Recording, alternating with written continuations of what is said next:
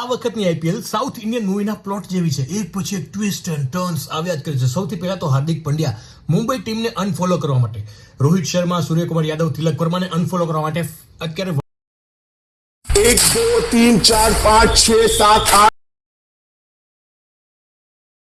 કારણ લોકો એવું કહે છે કે મુંબઈ ઇન્ડિયન્સે કહ્યું કે હાર્દિક પંડ્યા તમે તમારી ગર્લફ્રેન્ડ સાથે ના આવો. વાઇફ હોય તો ચાલશે, ગર્લફ્રેન્ડ નહીં ચાલે.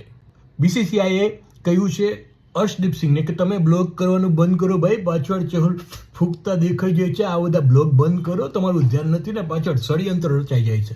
ત્રીજી બાજુ વિરાટ કોહલી એક બહુ મોટા ષડયંત્રનો શિકાર બનવા જઈ રહ્યો હતો, કારણ કે જે મોડલનો ફોટો તેણે લાઇક કર્યો હતો, જર્મનની મોડલ છે, એને કહ્યું છે કે મને પત્રકારોએ ઓફર કરી હતી કે વિરાટ કોહલી વિશે નકારાત્મક કોમેન્ટ કરો.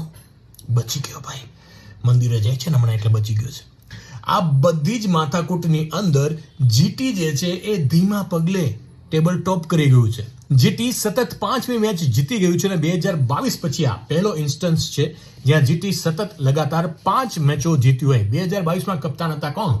હાર્દિક પંડ્યા. જીટીએ એસઆરએચ ને એટલી બધી વાર હરાવી દીધું અત્યારે કે હવે એસઆરએચ એમ જીટી સામે મુકાબલો છે ને તો થરથર કાપશે.